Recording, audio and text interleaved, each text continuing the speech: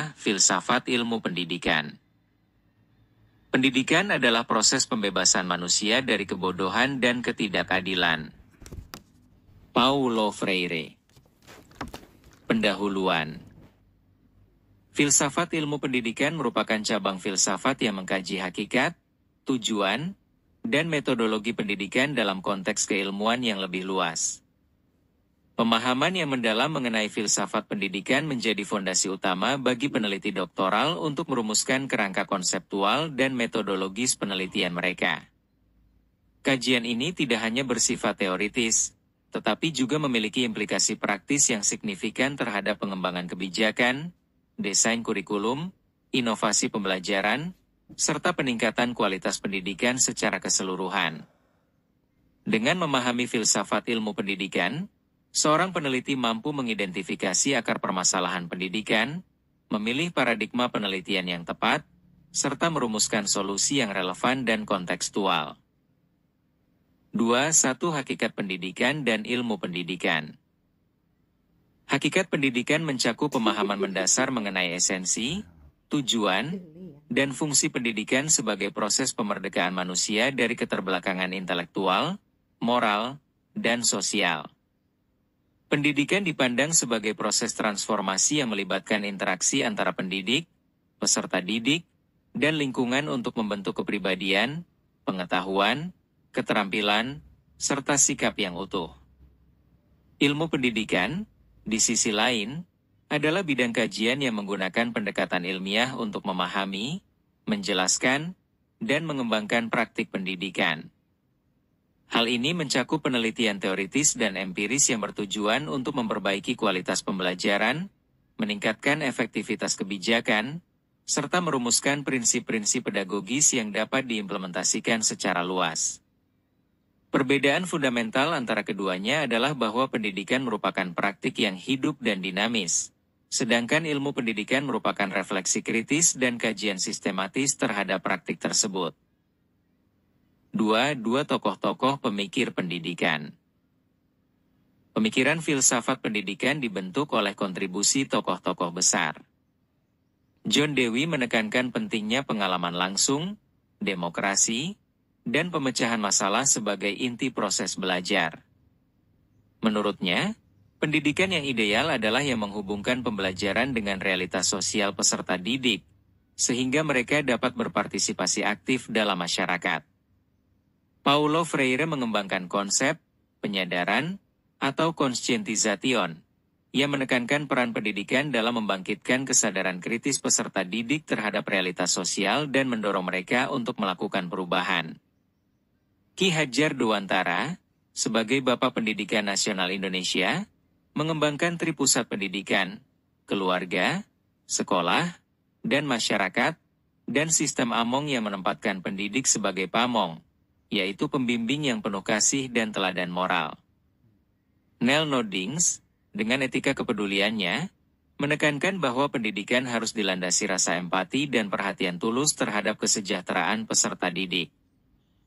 Dalam Khazanah Islam Klasik, Al-Ghazali menekankan pentingnya pendidikan akhlak dan keterpaduan ilmu agama dan dunia. Sedangkan Ibn Khaldun mengkaji hubungan pendidikan dengan perkembangan peradaban serta menekankan peran guru dan metodologi pengajaran yang efektif. 2.3 Epistemologi pendidikan.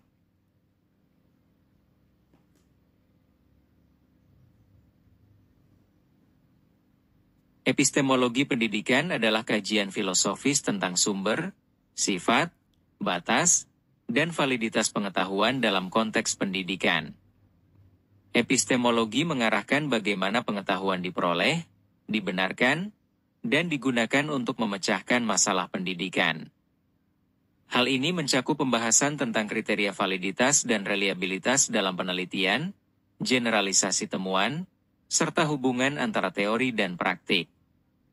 Bagi peneliti doktoral, epistemologi pendidikan menjadi landasan untuk memilih metodologi penelitian yang sesuai dengan pertanyaan riset, baik itu kuantitatif, kualitatif, maupun mixed methods. Pemahaman epistemologi juga mencegah terjadinya bias metodologis dan memastikan bahwa pengetahuan yang dihasilkan memiliki relevansi dan dapat dipertanggungjawabkan secara ilmiah. 4 Paradigma riset pendidikan.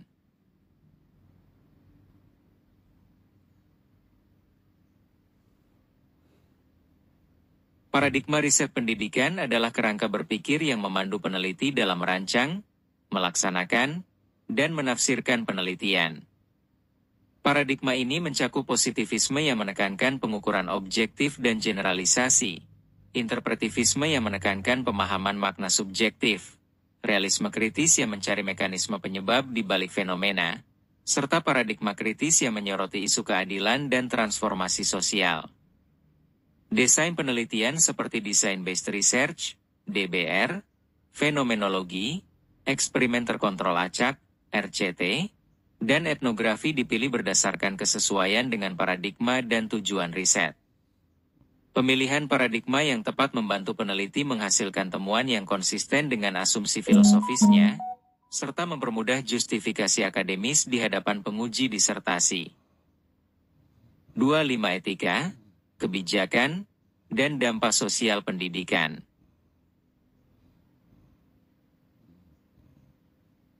Etika pendidikan membahas prinsip-prinsip moral yang mengatur perilaku pendidik, peneliti, dan pembuat kebijakan.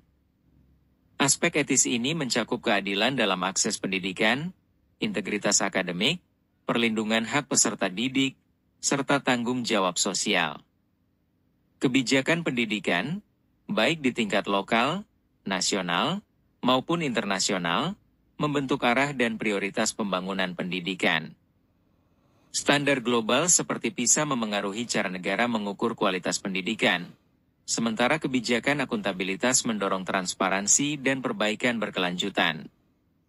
Perkembangan teknologi, termasuk kecerdasan buatan, membawa peluang besar untuk personalisasi pembelajaran, namun juga memunculkan tantangan baru terkait privasi data, bias algoritmik, dan etika penggunaan teknologi dalam pendidikan.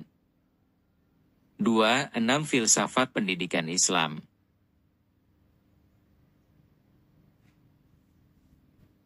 Filsafat pendidikan Islam merupakan cabang kajian filsafat pendidikan yang berakar pada ajaran Islam, yang bersumber dari Al-Quran, Sunnah Nabi Muhammad SAW, ijma, ulama, dan ijtihad. Fokus utama filsafat ini adalah mengembangkan insan kamil, manusia paripurna yang seimbang dalam aspek spiritual, intelektual, moral, emosional, dan fisik, dengan tujuan akhir mencapai kebahagiaan dunia dan akhirat. Tujuan pendidikan dalam perspektif Islam tidak sekadar membekali peserta didik dengan pengetahuan, tetapi membentuk kepribadian Islami yang beriman, bertakwa, dan berakhlak mulia.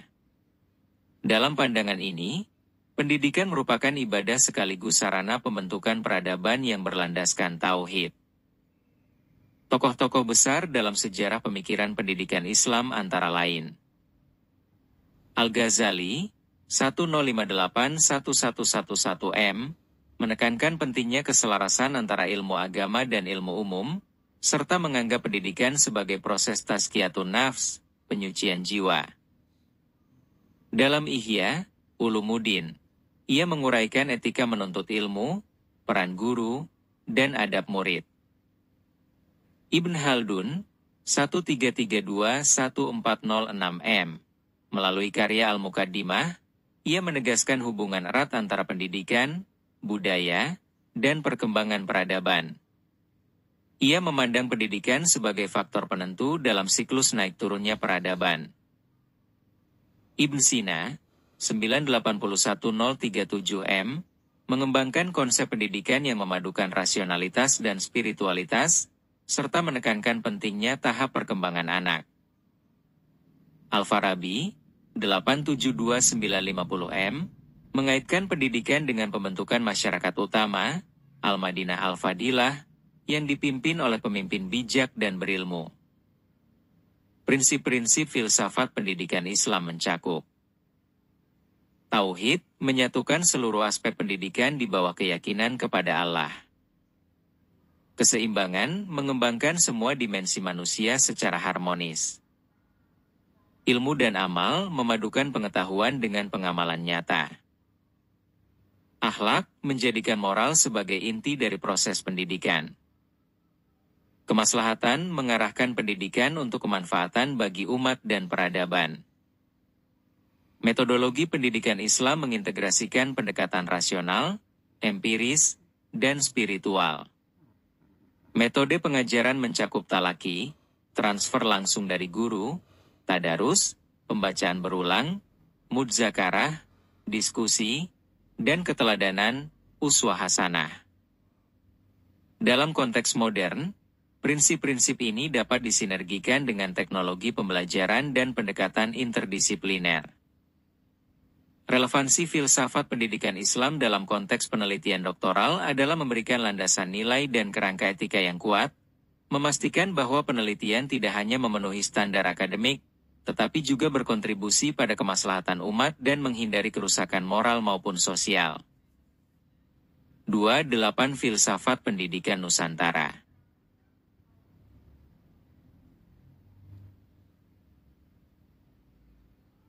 Filsafat pendidikan Nusantara merupakan kerangka pemikiran pendidikan yang lahir dari kearifan lokal, nilai budaya, dan sejarah perkembangan masyarakat di wilayah kepulauan Indonesia.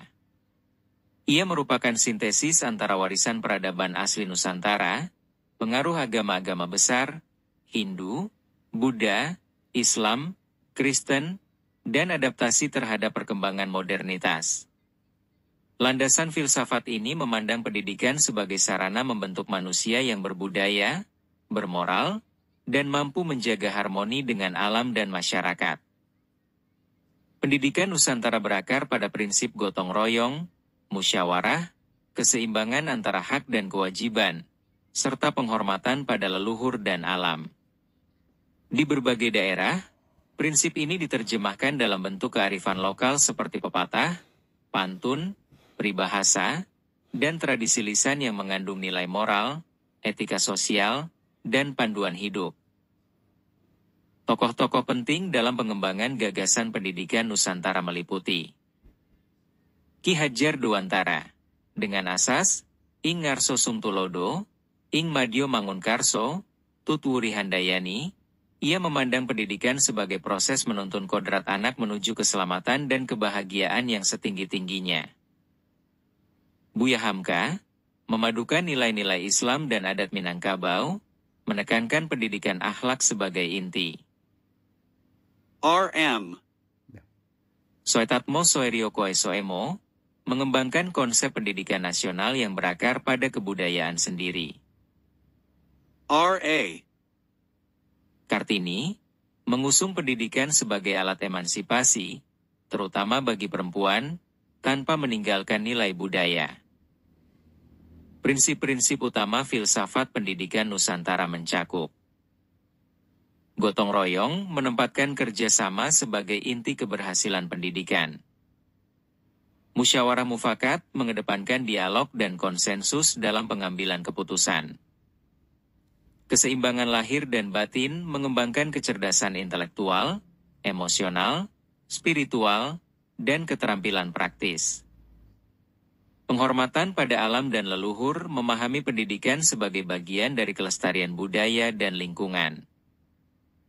Pluralisme dan toleransi menghargai keragaman suku, agama, bahasa, dan adat istiadat.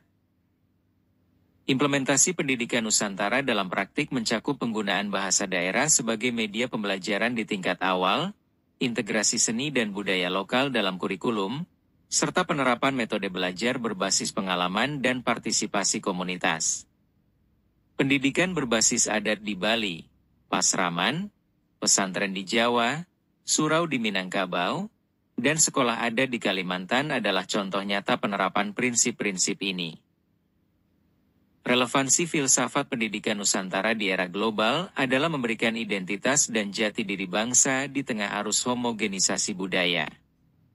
Dalam penelitian doktoral, filsafat ini dapat menjadi kerangka konseptual untuk mengkaji kebijakan pendidikan berbasis kearifan lokal, strategi pelestarian budaya melalui pendidikan, atau inovasi pembelajaran yang mengintegrasikan nilai tradisional dan teknologi modern.